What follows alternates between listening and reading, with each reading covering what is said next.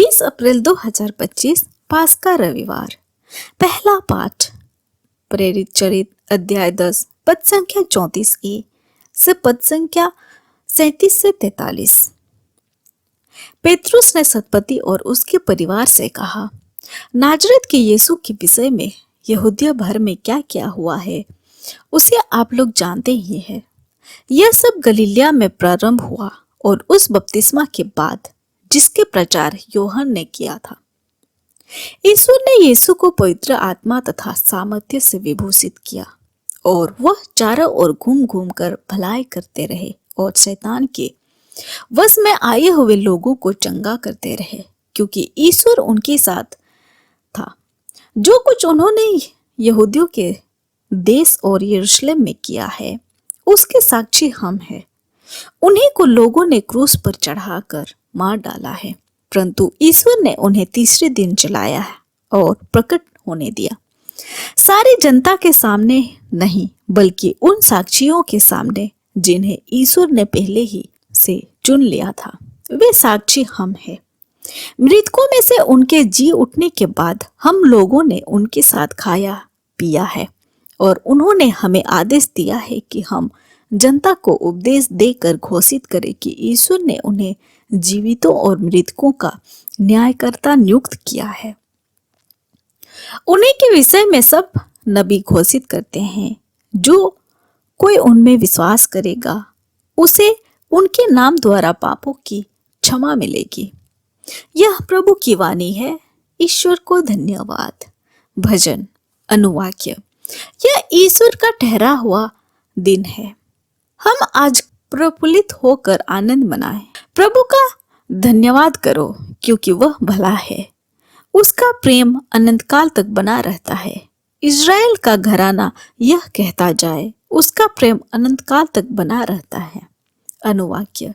यह ईश्वर का ठहराया हुआ दिन है। हम आज प्रफुल्लित होकर आनंद मनाएं। प्रभु के दाहिने हाथ में अपना बल दिखाया है। उनके दाहिने हाथ ने मेरा उद्धार किया है। मैं नहीं मर जाऊंगा, मैं जीवित रहूंगा और प्रभु के कार्यों का बखान करूंगा। अनुवाक्य। यह ईश्वर का ठहराया हुआ दिन है। हम आज प्रफुल्लित होकर आनंद मनाएं। कारीगरों ने जिस पत्थर को निकाल दिया था वही कोने का पत्थर बन गया है। यह प्रभु का कार्य है। यह हमारी दृष्टि में अपूर्व है। अनुवाक्य। यह ईश्वर का ठहराया हुआ दिन है। हम आज प्रफुल्लित होकर आनंद मनाएं। दूसरा पाठ कुरिन्थियों के नाम संत पौलुस का पहला पत्र अध्याय 5 पद संख्या 6 से 8। भाइयों, क्या आप लोग यह नहीं जानते कि थोड़ा सा खमीर सारा आटा खमीर बना देता है? पुराना खमीर निकाल दीजिए जिससे आप नया सना हुआ आटा बना सके, क्योंकि हमारा पास्का का मेमना मसीह बलि चढ़ाए जा चुके हैं। इसलिए हम पुराने खमीर से नहीं, बुराई तथा दुष्टों के खमीर से नहीं, बल्कि शुद्धता तथा सच्चाई के खमीर रोटी से पर्व मनाएं। यह प्रभु की वाणी है। ईश्वर को धन्यवाद। जय घोष। alleluia alleluia। हमारा पास्का का मेमना मसीह बलि चढ़ाए जा चुके हैं, इसलिए हम प्रभु के आनंद में पर्व मनाएं। alleluia। संत यूहन्ना के अनुसार आज का पवित्र सुसमाचार अध्याय 20 पद संख्या 1 से 19। मरियम मगदलीना सप्ताह के प्रथम दिन तड़के मुंह अंधेरे ही कब्र के पास पहुंची। उसने देखा कि कब्र पर से पत्थर हटा दिया गया है।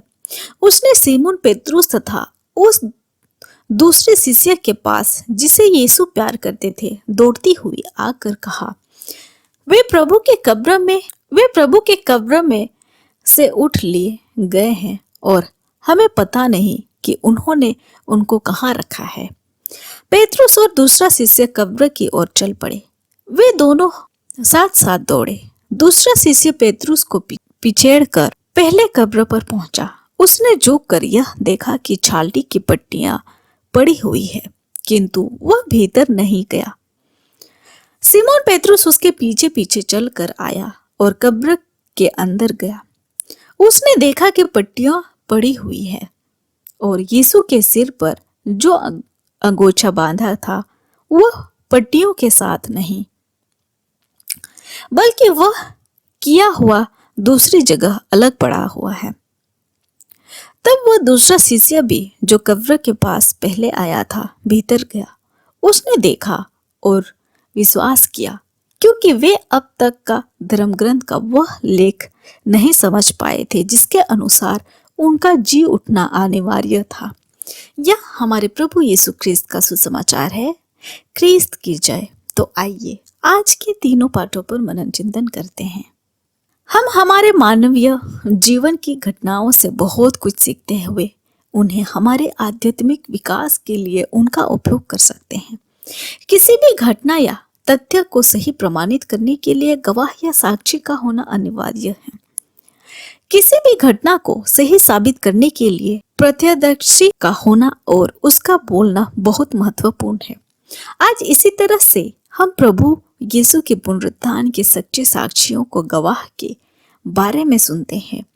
पुनर्जीवित यीशु उनके बीच आते हैं और उनके साथ भोजन करते हैं।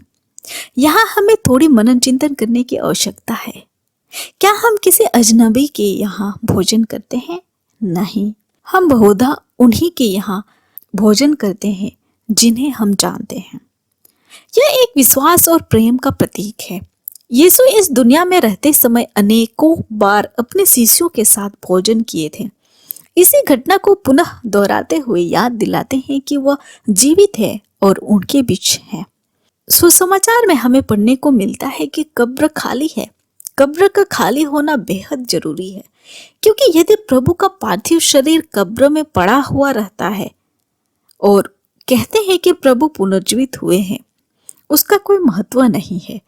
मरियम मगदलेना सोचती है कि वे प्रभु को उठा के ले गए हैं। वो विश्वास नहीं करती है।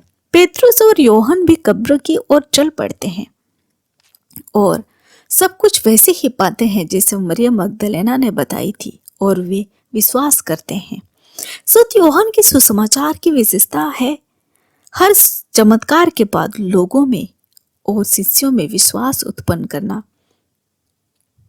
हम सभी यीशु में विश्वास करते हैं और जानते हैं कि यीशु जी उठे हैं। संत पौलुस हमें बताते हैं कि यदि मसीह नहीं जी उठे तो हमारा धर्म प्रचार व्यर्थ है और आप लोगों का विश्वास भी व्यर्थ है।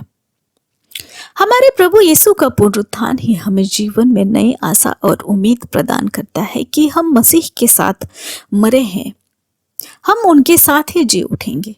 प्रभु यीशु ने हमें दिखाया है कि क्रूस या प्राण पीड़ा हमारे विनाश के लिए नहीं, बल्कि हमारे अनंत मुक्ति के लिए आवश्यक है।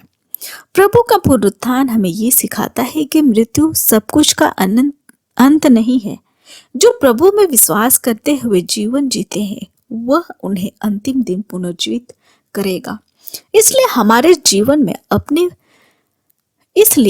जीवन में आने वाले कष्टों को हमें रोते और विलाप करते हुए स्वीकार नहीं करना है, बल्कि प्रभु के पुनरुत्थान पर अपनी दृष्टि लगाए हुए संघर्ष स्वीकार करते हुए आगे बढ़ना है, क्योंकि हम जानते हैं अंत में हम निराश नहीं होना पड़ेगा।